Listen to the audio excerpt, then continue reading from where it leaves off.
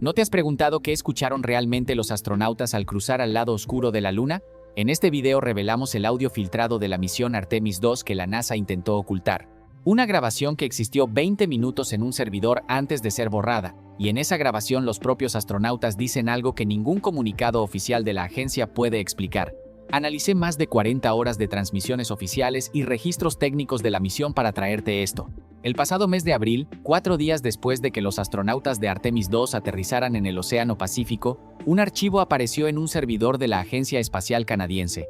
Estuvo accesible 20 minutos antes de ser borrado permanentemente. Lo que contenía ese archivo es lo que vas a escuchar hoy. Analicé más de 40 horas de transmisiones oficiales y registros técnicos de la misión para traerte esto. Lo que está en juego no es solo un audio, es la respuesta a la pregunta que nadie en la NASA quiere que hagas. ¿Para qué fueron realmente a la Luna después de 50 años? Porque si lo que dicen los astronautas en esa grabación es verdad, Artemis III no se está retrasando por los trajes ni por el presupuesto. Se está retrasando porque alguien en Houston todavía no ha decidido cómo contarle al mundo lo que encontraron. Y esa decisión que llevan más de un año sin tomar es exactamente lo que el audio filtrado demuestra que existe. Todo el mundo conoce la historia oficial. 4 héroes: Reed Wiseman, Victor Glover, Christina Koch y Jeremy Hansen. 10 días en el espacio. El regreso triunfal. Las pantallas de Times Square mostrando animaciones en 4K mientras la gente aplaudía en sus casas. Una misión perfecta vendida por todos los medios del mundo. Pero mientras el mundo celebraba, esos 4 astronautas mantenían conversaciones privadas que la NASA grababa y que nunca iban a llegar al público. Conversaciones sobre lo que habían visto, sobre lo que sabían, sobre lo que viene después. Y hay una de esas conversaciones que alguien dentro del sistema decidió que el mundo tenía derecho a escuchar. Un audio que llegó hasta aquí, y que hoy lo vas a escuchar. Pero antes de que lo escuches, necesitas saber por qué la NASA no quería que existiera. Porque sin ese contexto lo que vas a oír suena a especulación. Con ese contexto suena exactamente a lo que es. 6 meses antes del lanzamiento de Artemis II, los rovers lunares que operaban en el polo sur de la Luna detectaron algo en el cráter Shackleton que no estaba en ningún modelo geológico conocido, una anomalía térmica, una zona que emitía calor desde su interior en una región que lleva miles de millones de años en sombra permanente. El polo sur lunar no recibe luz solar directa. No debería tener ninguna fuente de calor interno según todos los modelos científicos establecidos, y sin embargo ahí estaba, una firma térmica que los sensores catalogaron, registraron y enviaron a Houston, donde alguien la clasificó como pendiente de análisis y donde nunca más se volvió a mencionar en ningún comunicado público. Para entender por qué eso es tan significativo, necesitas saber cómo funciona la NASA cuando detecta algo que no puede explicar. La agencia tiene protocolos muy específicos para anomalías de este tipo. Se documentan, se publican resúmenes técnicos, se abren investigaciones formales que generan informes accesibles. Eso es lo que ocurrió con cada descubrimiento relevante que los rovers lunares han hecho en los últimos años. Depósitos de hielo, variaciones en la composición del regolito, fluctuaciones en los campos magnéticos locales, todo documentado, todo publicado, todo accesible. Pero la anomalía térmica del cráter Shackleton no generó ningún resumen técnico público, no abrió ninguna investigación formal con informes accesibles. Simplemente desapareció de los registros públicos de la agencia con una sola anotación, pendiente de análisis.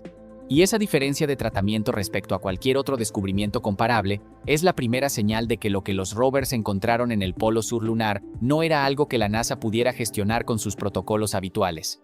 Victor Glover, el piloto de la misión, preguntó por esa anomalía en uno de los briefings de preparación. La respuesta que recibió fue que estaba en proceso de análisis y que se le informaría cuando hubiera conclusiones. Esa información nunca llegó.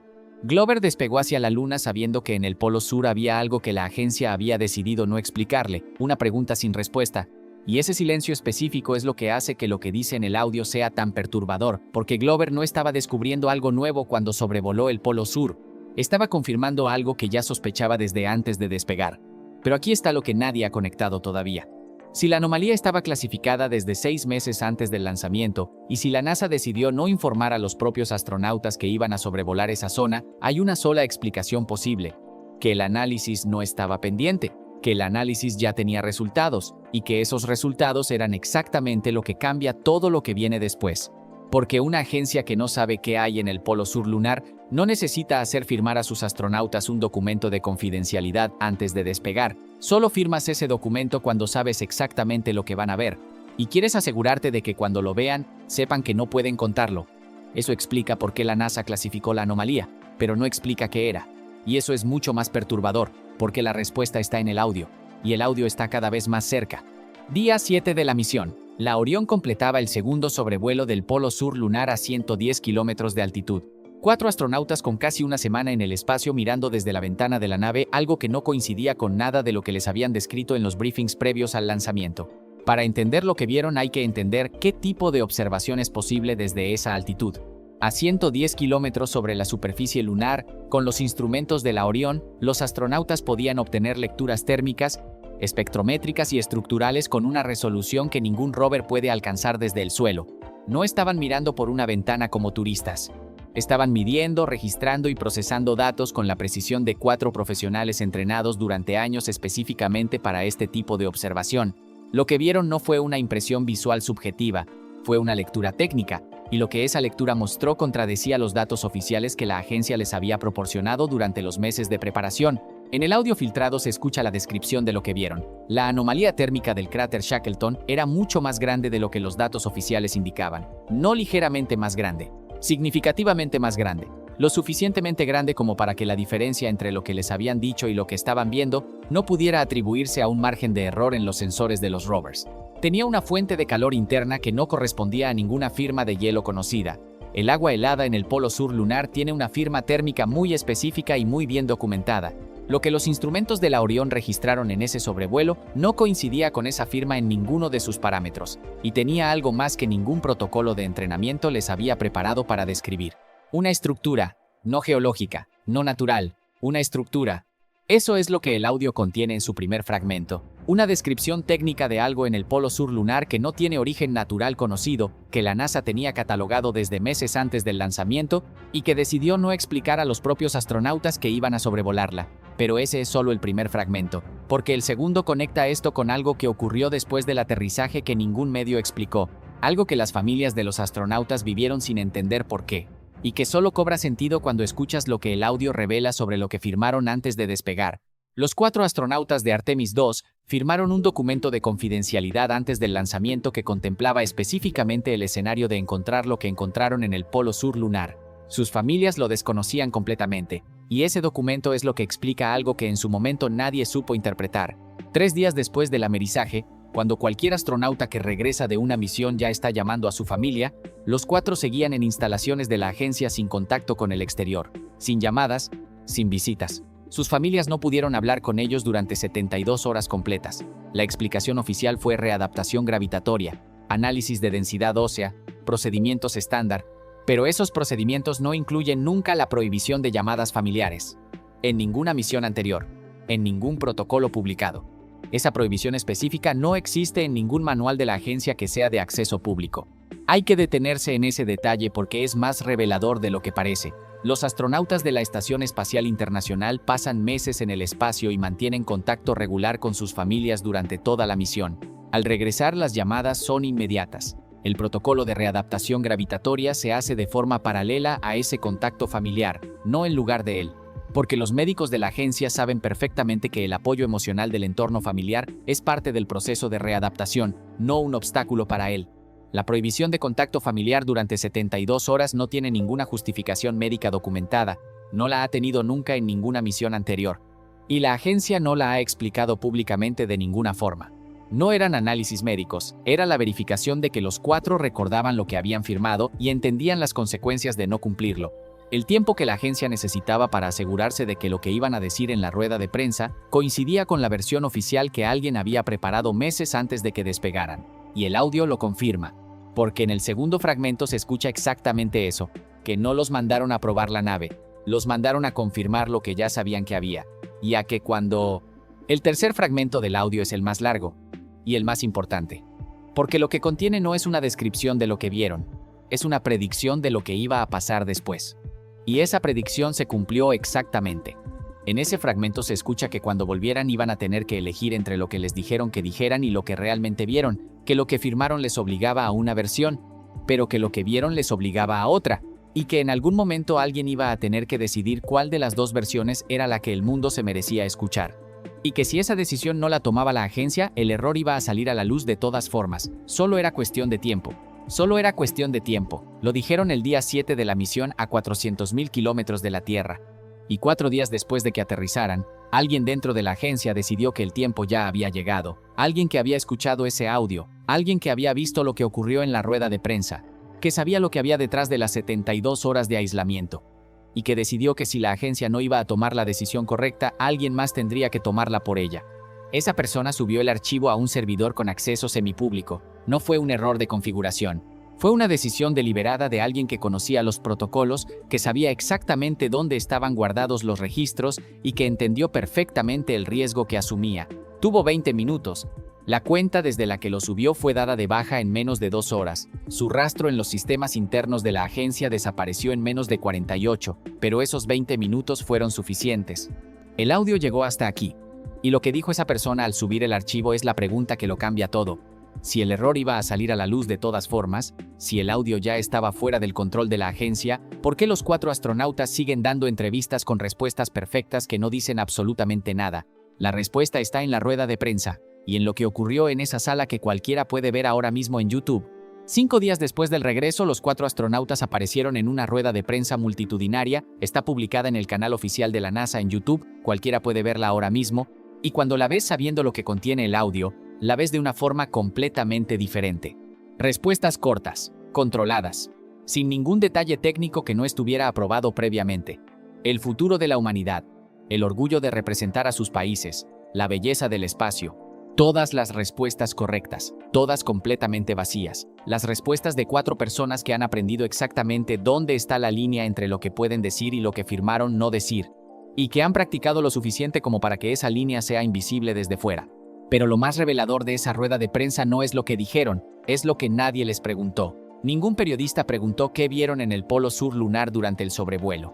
Ninguno preguntó por la anomalía térmica que los rovers habían detectado meses antes. Ninguno preguntó por qué sus familias no pudieron hablar con ellos durante 72 horas. Ninguno preguntó por qué la NASA no había publicado ningún informe técnico sobre los hallazgos del sobrevuelo del polo sur a pesar de que ese era uno de los objetivos declarados de la misión. 20 periodistas acreditados. Y ninguna de las preguntas que cualquier persona con acceso a los datos públicos de la misión debería haber hecho. Como si alguien se hubiera asegurado de que nadie llegara a esa sala habiendo conectado esos datos. Como si la coreografía no fuera solo las respuestas sino también las preguntas. Y el audio lo confirma. Porque en el tercer fragmento se escucha que eso era exactamente lo que iba a ocurrir. Que iban a preguntar lo que les dejaran preguntar, y que el mundo iba a pensar que lo sabía todo sobre la misión. El plan funcionó perfectamente. Hasta que alguien decidió que no podía seguir funcionando y subió el archivo. Artemis III lleva 7 retrasos consecutivos, trajes espaciales, módulo de aterrizaje, presupuesto, certificaciones adicionales, problemas de integración de sistemas, revisiones de seguridad. Cada razón por sí sola es plausible, cada una tiene documentación técnica que la respalda, cada una podría justificar un retraso de meses. Pero 7 retrasos consecutivos con 7 razones distintas forman un patrón que es imposible de ignorar cuando has escuchado el audio. Porque lo que el audio demuestra no es que la NASA no sepa que va a encontrar Artemis III cuando aterrice en el Polo Sur, es exactamente lo contrario, lo sabe perfectamente.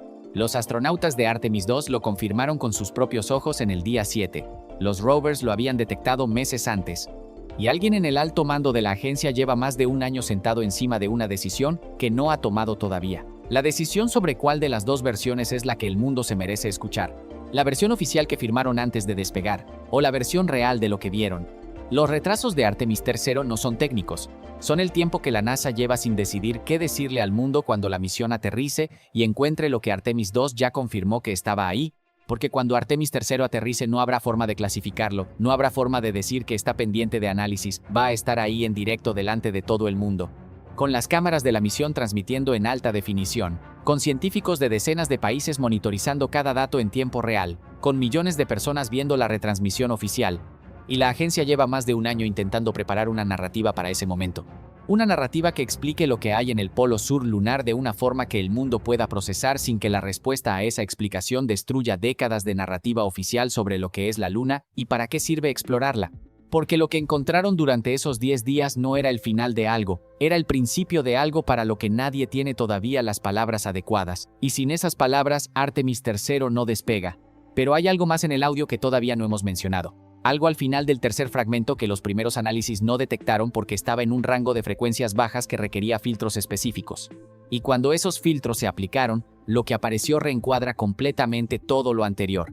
Al final del tercer fragmento, en un rango de frecuencias bajas que los análisis iniciales no captaron, hay algo más. Cuando se aplican los filtros adecuados, aparece una última frase dicha en voz muy baja.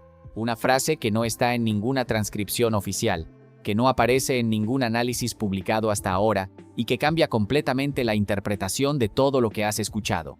Lo que se escucha es esto, que esperan que cuando todo salga a la luz alguien tenga el valor de contarlo de verdad, porque ellos no van a poder hacerlo, al menos no todavía.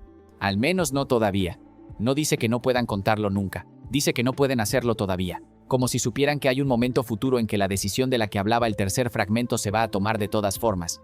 Como si hubieran calculado que tarde o temprano alguien dentro de la agencia iba a subir el audio, y como si estar en paz con eso fuera la única forma de volver a casa y seguir sonriendo en las ruedas de prensa. Esa frase es la más importante de todo el audio, porque no es la voz de alguien que está ocultando algo contra su voluntad.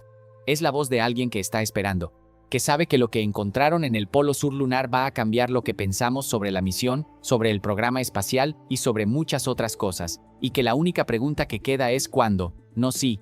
Cuando la agencia decida que el mundo está listo para escucharlo, o cuando alguien dentro de la agencia decida que ya no puede esperar más a que esa decisión se tome. Los 4 astronautas de Artemis 2 siguen activos, dan entrevistas, responden preguntas con la precisión técnica de siempre, aparecen en eventos públicos, hablan del futuro del programa espacial con un entusiasmo que parece completamente genuino. Pero cuando se les pregunta sobre el polo sur lunar y sobre Artemis III, sus respuestas son técnicamente correctas y completamente vacías al mismo tiempo, sin un solo detalle concreto sobre lo que vieron durante el sobrevuelo, sin una sola referencia a la anomalía térmica que los rovers detectaron meses antes, sin una sola explicación sobre por qué los informes técnicos del sobrevuelo del Polo Sur, que deberían existir como parte de la documentación estándar de cualquier misión, no están disponibles en los archivos públicos de la agencia, como si los 4 estuvieran esperando en silencio el momento del que habla el audio, el momento en que ya sea posible contarlo de verdad, el momento en que la decisión que alguien en Houston lleva más de un año sin tomar finalmente se tome, o el momento en que el tiempo que mencionaba el tercer fragmento se acabe de todas formas. Ese momento no ha llegado todavía. Artemis III no ha aterrizado. La decisión sigue sin tomarse, pero el audio existe, está fuera del control de la NASA. Y cada día que pasa sin que Artemis III despegue es un día más en el que alguien en Houston sigue sin encontrar la forma de decirle al mundo lo que 4 astronautas vieron el día 7 de la misión desde la ventana de la Orión. Lo que describieron como algo que tiene una estructura y que no es geología. Algo que los rovers detectaron 6 meses antes de que despegaran. Algo que alguien clasificó como pendiente de análisis y que nunca más apareció en ningún comunicado público. Algo para lo que la agencia hizo firmar documentos de confidencialidad antes del lanzamiento. Algo que explica 72 horas de aislamiento, una rueda de prensa coreografiada y 7 retrasos consecutivos de la misión que debe aterrizar exactamente donde ese algo está. Y recuerda, cuando te acercas demasiado a la cara oculta, la señal siempre tiende a desaparecer.